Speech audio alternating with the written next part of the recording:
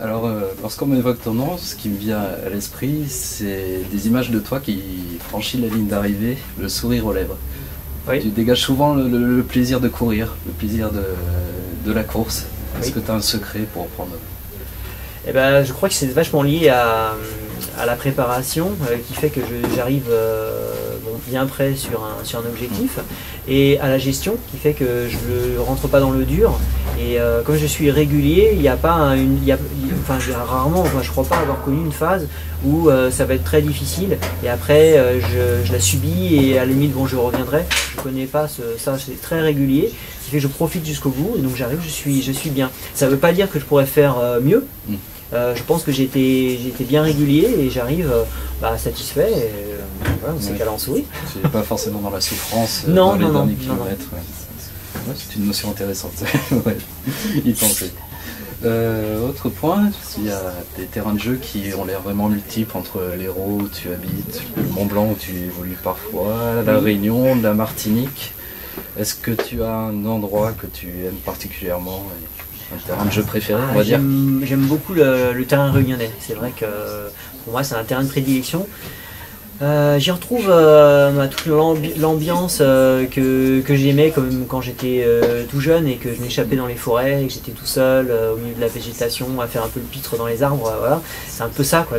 Là-haut, quand on est dans les ascensions de la Réunion, on est dans la végétation, dans les grands tamarins qui sont là séculaires avec des formes un peu torturées par les cyclones. Il y a une ambiance qui se dégage de ça, il y a vraiment une âme dans les sentiers et puis dans la forêt. Et quand on fait cette épreuve de bout en bout, avec la fatigue qui vient se cumuler un peu à cette traversée, il y a plein d'émotions qui jaillissent. Alors c'est vrai que pour moi c'est mon terrain favori, je dirais. J'allais justement venir à la Réunion avec lequel il semble y avoir un lien particulier, oui, avec la Diagonale des Fous aussi. Oui. Cette course pour toi, c'est la course? Pour moi, elle représente tout ce que j'aime dans cette discipline. Justement, c'est son côté nature à fond. C'est le côté sauvage, la dimension, la variété de la nature. En fait, on a sur un petit espace un petit peu tout ce que la Terre peut nous présenter de variété. Et c'est un petit monde en fait, préservé, qui donne l'impression que la nature est encore maître des lieux. Voilà, il y a les hommes qui y habitent quand même, mais bon, la nature est là et elle rappelle un peu à l'ordre. De temps en temps il y a un cyclone, de temps en temps il y a le volcan qui gronde, pour donner un peu les limites. Bon, l'homme il est à sa place, mais là et pas ici. Et moi j'aime bien ça parce que je m'y sens à l'aise. C'est pas la construction à outrance. Voilà, je trouve un bon équilibre.